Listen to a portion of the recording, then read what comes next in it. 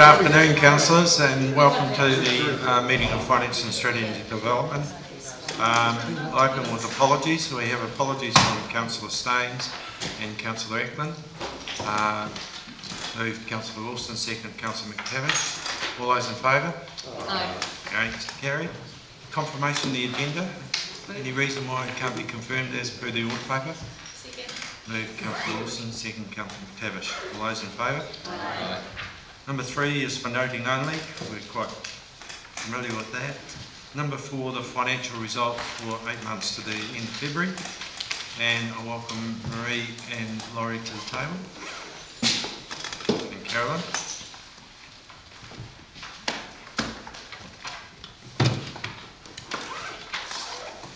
Marie, would you, any comments you'd like to make to preface the report? Any explanations? Thanks. Right. Well, first thing to note is it is the results to the 28th of February, and I'm aware that we're almost at the end of April, so there's a bit of a lag. I'd just like you to be cautious about interpreting the operating result, and that you need to factor in that the variance is affected by fair value gains on Waipori of $4.2 million. There's a depreciation amount in there of $3.2 million that's going to mop up quite a bit of that surplus. And also there are other revenue items that are going to have an impact on the final result, like capital grants and things like that. The final result will also be influenced by timing differences, which you'll see in the report as we go through. And so those variances should diminish as time goes by. In interpreting the results, we've done a forecasting exercise. We're still in the process of refining that, but we are hopeful of a modest surplus. As I said, we're still finalising the details, and a report will come through to councillors when we've worked through those options. We have to be very careful in interpreting the results, and that any shocks, like a significant weather event or something of that like, could very easily mop up any potential surplus that there might be at the end of the year. We have been focusing on working on bringing you new reports that should hopefully make it easier for everybody to understand the results that we're actually reporting.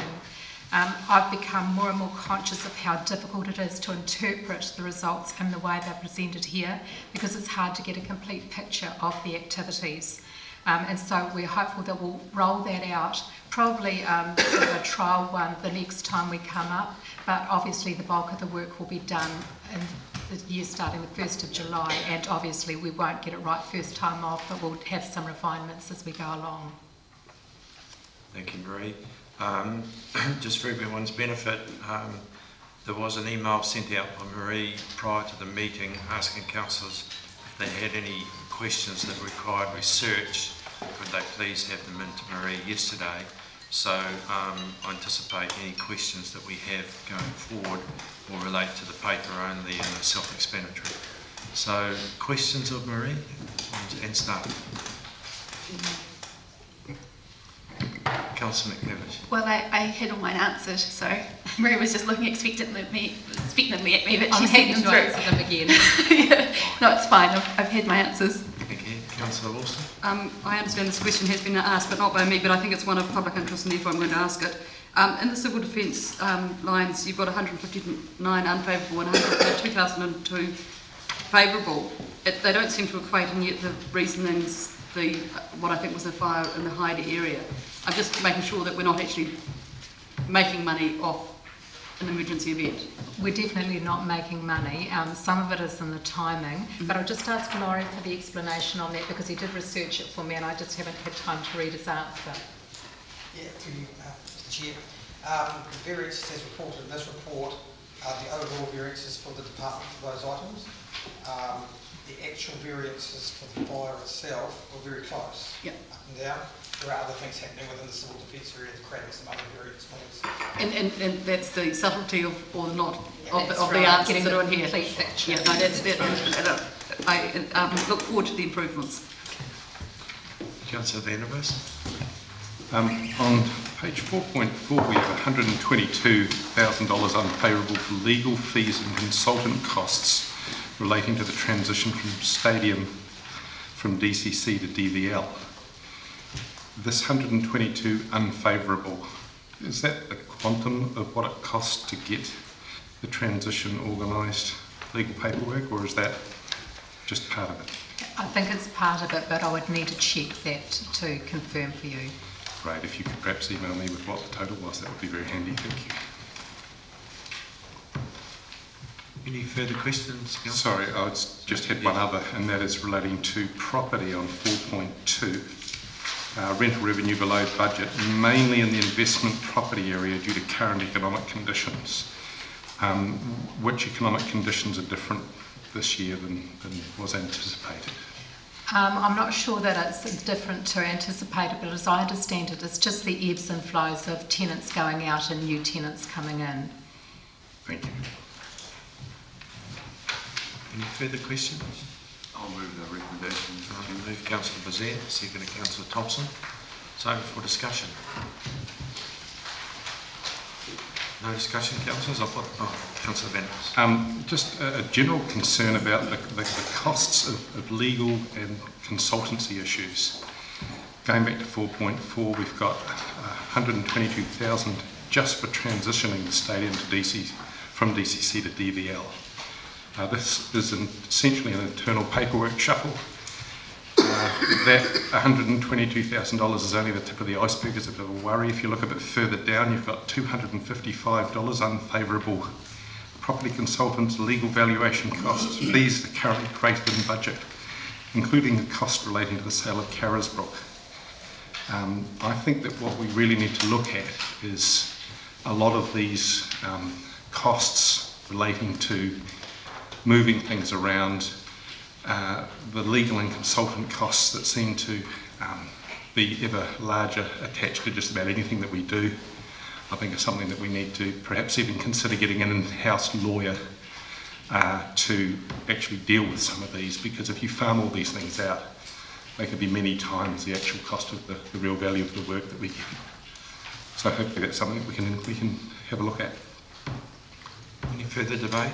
Councillor Stevenson. In general, it looks pretty good. The only thing that I see here that continues to cause some concern is the visitor centre. It continues to not bring in enough revenue. And aquatic services, it continues time after time after time. The Chinese gardens doesn't appear, but then it tends to appear here, occasionally as something that is also not making budget. But it's always those three: visitor centre, Chinese garden, and the swimming pool up at Moana Pool. And, I know that we've just got issues there and we need to deal with it, but that'll be in the various departments. Could I just talk to that Chinese garden? I've noted the results for March and they are almost at budget. Yay. March they actually made their revenue targets, and February I'm pretty sure they were fairly close, and I think there's only a variance of about $14,000 for Chinese garden. Well, can you pass on my congratulations? I'm really proud of them for doing that. That's been a tough call. I'll do that. And to be fair, the Chinese Gardens has noticeably picked up since the opening of Toitu, with the extraordinarily high visitor numbers, well above what we projected for Toitu. There's definitely been a knock-on effect for the Chinese Gardens. We said that would happen. We just had to grit our teeth and wait for that to happen. Oh, I hope you can sustain it.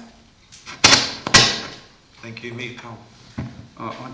In noting this report, I just observed that these results continue the very positive trend that we observed at when we last had financial results, and I think that's to the credit of not just the finance people, they've done very well, but clearly most things coming in under budget, continuing surpluses is to the credit of the whole organisation, and I think it needs to be noted. You, Councillor Collins. Thanks, Chair. I hope I'm not out of line in this forum, but a private hirer of the Chinese garden for a wedding, I think it was, and they did inquire about the sound system and were told that it was broken and there were no funds to repair it, which I thought was unfortunate. Maybe that's a budget item that could be looked at. It just seems sad that they couldn't use it. Yes, I think in future, if you have an inquiry like that, if you direct it to the governance officer, who can then direct it to the department to see. Sometimes It only just came up, so sometimes in my experience, the information you get is not correct when you check it out. I'm aware of that. Yeah. Fine. Councillor Cavish. Yeah, Mr. Chair, I just wanted to note that whilst the budget for aquatics is under budget, I think that, and this is one of the questions that I posed for Marie, and so she may like to clarify, but I think that it's not the pool charges that are necessarily under budget, it's more associated with the gym. Through the chair, it is minor pool and it is the gym. They're noticing that with the discretionary spend that is available to people, fewer people are buying concessions, they're doing more pay-as-you-go, and so they're behind on their revenue there. They're getting fewer numbers through the door, and yes, the gym is an impact as well because there's quite a few other gyms have opened up. Thank you, just wanted to clarify that. Councillor Lawson. Well, just for clarification, I would imagine with the absolutely superb summer that Dunedin's had, that people were possibly using alternative sites for aquatic activities, and that would just be a normal flow of a fantastic summer that we've had. I know St Clair did particularly well again this So, year. yeah, I think we have to look in the big picture rather than picking on these. And just because Councillor Stevenson mentioned it, I'd just like to note that I think out for annual plan submissions were the Visitors Centre amalgamation with Tourism Dunedin, and equally work on the Chinese Gardens was noted as part of the annual plan review with the Settlers Museum, and so those areas are being covered up, are being progressed by staff, and it would be wrong to say that they've almost been neglected. Thank you. Any further debate? Just before putting the motion, I'd just like to make comment on the 4.5. It's quite a good trend there, that both in the rates owed, the rates and arrears, and the accounts receivable are all trending better than last year. So we're in good financial management at this stage through the council, and I'm quite confident that will continue. And we look forward to Marie's reporting at our next F&S, hopefully, of the actual position for the financial year. So I'll put the motion. All those in favour? Aye. Against? It's carried.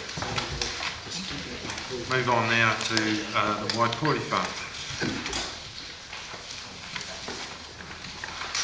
And I'll welcome to the table Mr. Knight.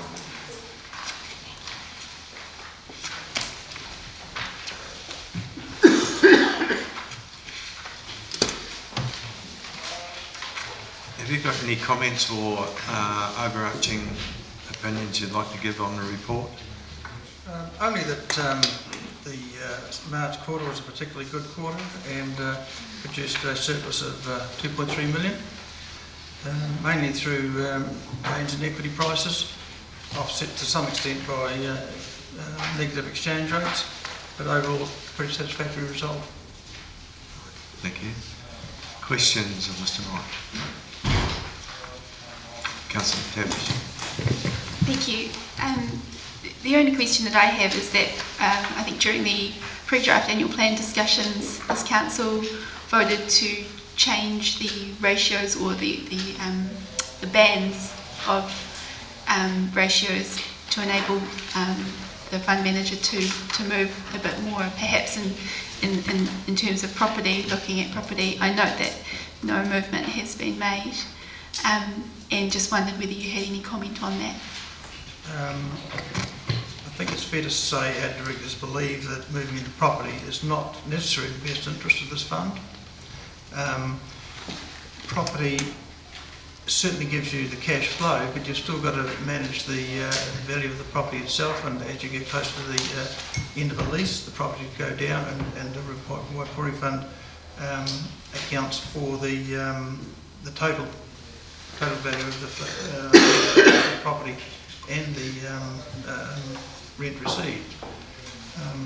Our chairman believes that our fund can actually achieve what was set out in that report without actually moving into property.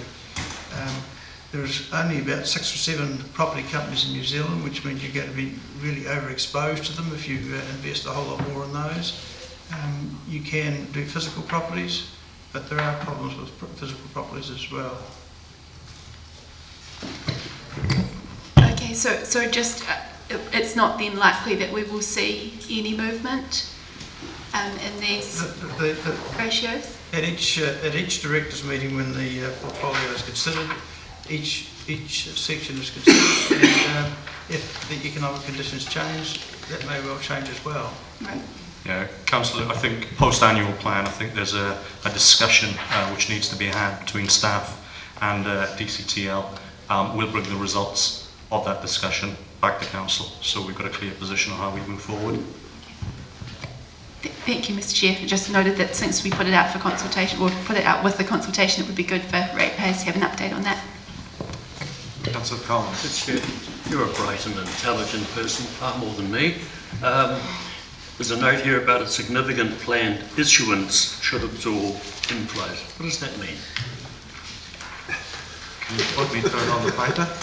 It means it might have the power to go into a lot of shares, and it's going to stop up some of the cash that's lying around. John, can you just can you give us the answer through the mic, thanks? Yeah, sorry. The example I used was Mighty River Power is about to issue a lot of shares, and that will absorb some of the cash that's about. And there are other issues in the market as well. So Councillor Collins asked, after all your time on council, you're still learning? Say again? After all your time on council, you're still learning? Absolutely, Yeah. we all are. Just say if you bring your dictionary to the next meeting. Right. Any further questions of Mr. Knight? If not, Councillor Thompson will move, Councillor Bezette second. Report be noted. All those in favour? Aye. Against? Carried. Move on now to the next Sorry, one. did we not get a discussion option there? Oh, I'm sorry, Councillor Veneris. It's my fault. I just wanted to take the opportunity to congratulate Mr. Knight for, as I understand it, ploughing some of the profits that we are now very fortunate to be able to make back into the body of the fund to replace some of what has been clawed out over the last few years in more dividends than the deed entitled us to. So I'm very, very pleased to see that we're now in a position of actually doing something to restore that value in the fund that we were supposed to keep but hadn't been the last few years. Thank you very much. Thank you. I'll now put the motion. All those in favour? Aye. Against? Carried. Move on now to the membership of the Community Resilience Forum.